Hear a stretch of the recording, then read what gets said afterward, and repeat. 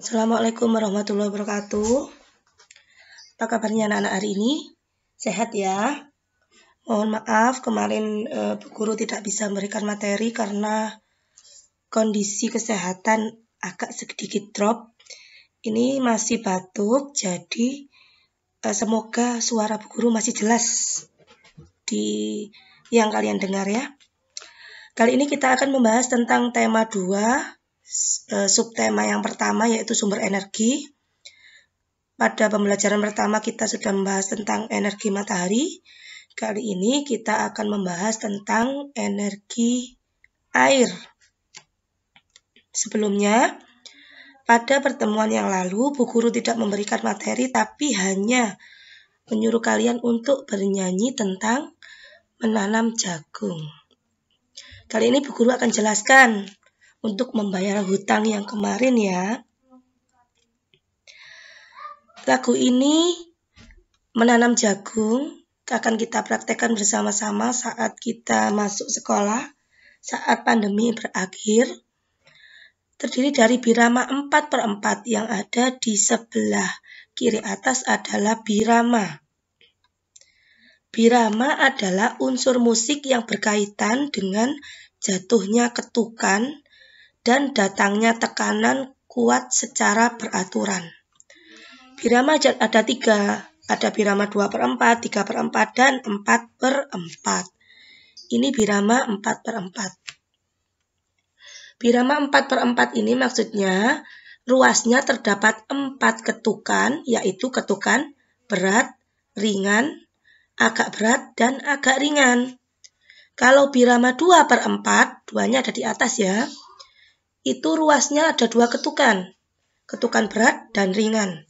Sedangkan birama 3/4 ada 3 ketukan yaitu berat, ringan, dan agak berat.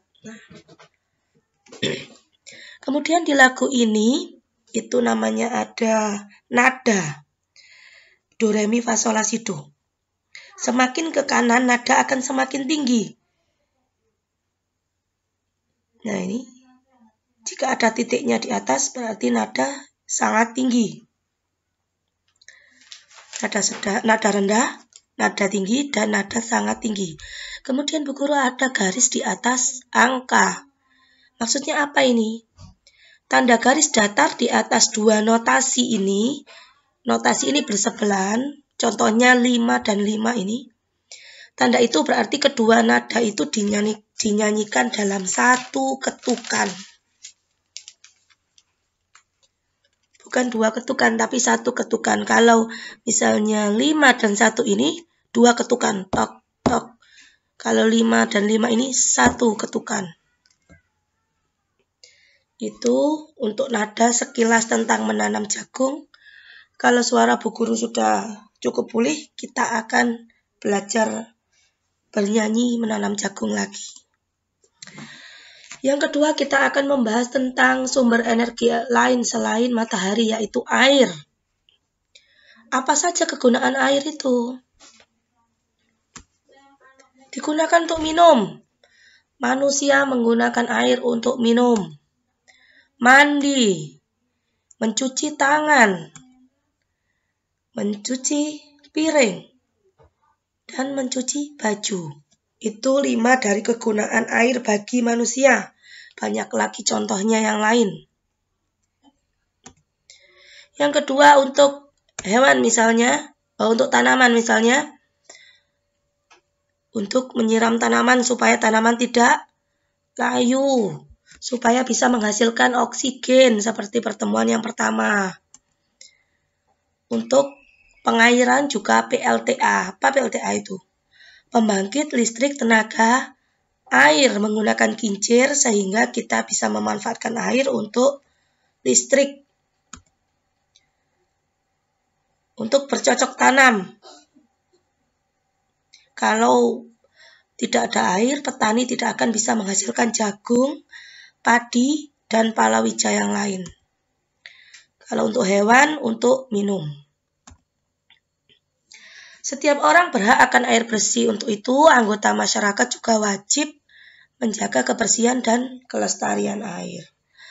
Sekarang Bu Guru tanya, hak dan kewajiban. Setiap orang punya hak dan kewajiban. Hak itu apa? Hak itu adalah segala sesuatu yang didapat oleh setiap orang yang telah ada sejak lahir, bahkan sebelum lahir. Kamu sebagai manusia punya hak. Hak untuk hidup, hak untuk makan, hak untuk minum.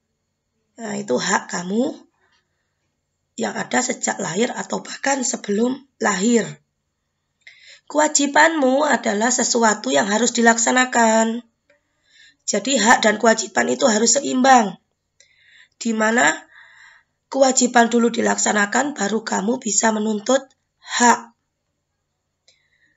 Hakmu memperoleh, misalnya hakmu memperoleh uang saku saat sekolah. Maka kewajibanmu harus membantu orang tua, menghormati orang tua. Ya. Setelah kamu melaksanakan kewajiban, maka kamu akan diberi hak oleh orang tuamu. Sekarang untuk menjaga air bersih.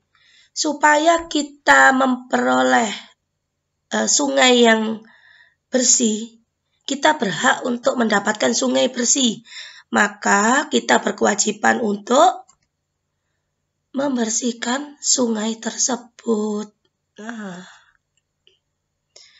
jika kita mau mendapatkan air, nah ini merupakan air, maka kita berkewajiban untuk menanam pohon supaya pohon ini bisa menampung resapan dari air hujan dan tidak boleh menebang pohon sembarangan. Itu adalah kewajibanmu.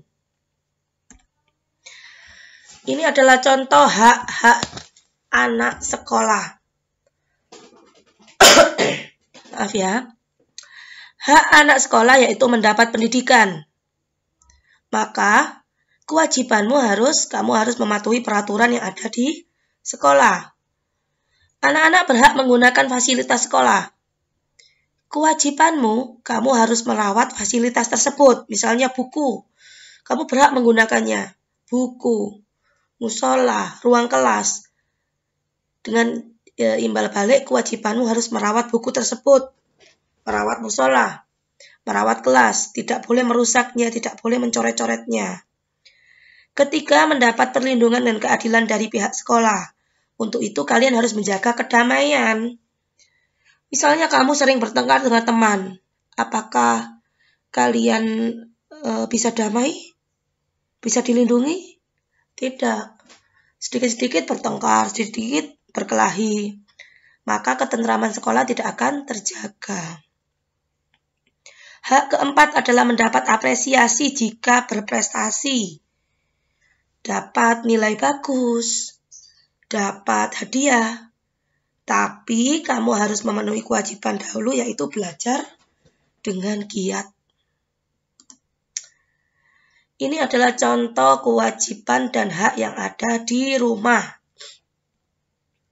Mendapat perlakuan adil, mengeluarkan pendapat dan mendapat uang saku dan kebutuhan lain jika kamu sudah memenuhi kewajiban, menghormati dan menyayangi orang tua dan saudara, serta membantu orang tua. Jika orang tuamu, misalnya rumah kotor, apa kamu harus menunggu ibu menyapu? Tidak kan? Menunggu ayah pulang kerja untuk menyapu? Tidak. Maka dari itu, kerjakan tugas selagi kamu bisa. Itu adalah kewajibanmu sebagai anak. Tidak boleh membantah. Harus hormat pada orang tua. Dalam bahasa Jawa tidak boleh ngelamak. Itu kewajibanmu di rumah. Kemudian kewajiban di lingkungan masyarakat.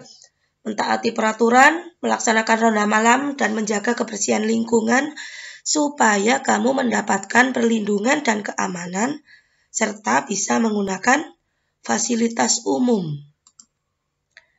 Ini adalah hak dan kewajiban yang ada sebagai warga negara.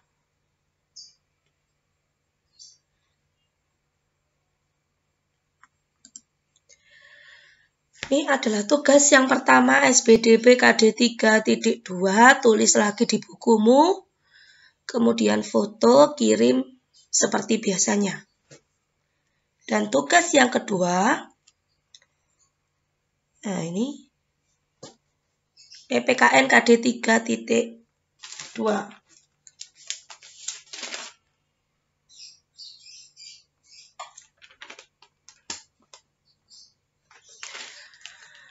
Mohon maaf, Bu Guru tidak bisa menjabarkan materi secara rinci hari ini.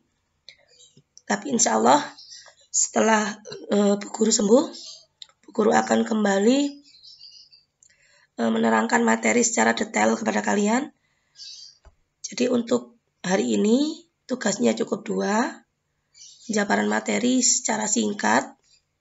Semoga kalian bisa mengerti keadaan. Dan silakan dibaca buku siswa tema 2. Jika kalian belum mengerti, bisa WA ke Bu Guru. Sekian, Bu Guru akhiri. Selamat mengerjakan. Assalamualaikum warahmatullahi wabarakatuh.